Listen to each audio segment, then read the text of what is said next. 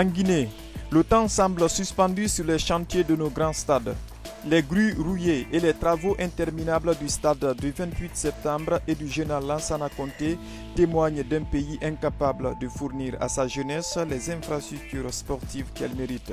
Ces symboles d'un espoir abandonné privent non seulement nos sportifs de conditions dignes, mais également nos sporteurs de cette communion essentielle avec leur équipe.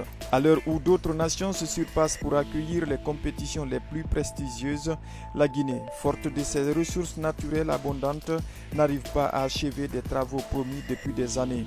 Des annonces avaient été faites sur une éventuelle mise à disposition du stade 28 septembre pour le match Guinée-Somalie, mais elles se sont évanouies face à la réalité.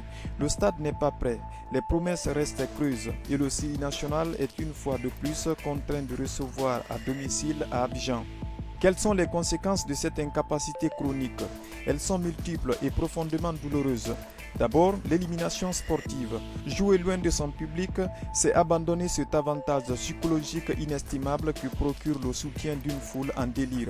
Chaque cri de supporter, chaque battement de tambour, chaque drapeau brandi représente une force qui transcende le terrain. Privés de ce soutien, nos équipes partent désavantagées, enchaînant contre-performance et déception. Ensuite, il y a le lien brisé entre les supporters et leur équipe. Le football n'est pas qu'un simple sport, c'est une passion partagée, un facteur de cohésion sociale et une source de fierté nationale. Jouer loin de ces terres, c'est couper le fil qui relie un peuple à son équipe. C'est éloigner des générations de jeunes du rêve de vivre un jour l'ivresse des matchs historiques dans leur pays. Enfin, il y a la question de l'image nationale.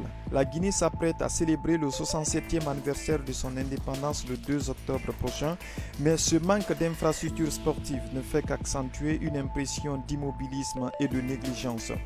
Comment un pays riche en bauxite, en fer, en or, bref, béni par la nature, peut-il ne pas offrir à sa jeunesse des infrastructures sportives dignes de ce nom? La vérité est amère et les responsabilités, bien qu'éparpillées, sont immenses. À qui la faute? À chacun de réfléchir.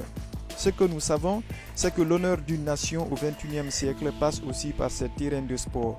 Et pour l'instant, nos stades vides et nos matchs délocalisés ne nous honorent pas. Il est grand temps de mettre fin à cet éternel match d'attente et de rendre à notre jeunesse les terrains où elle pourra rêver, vibrer et triompher.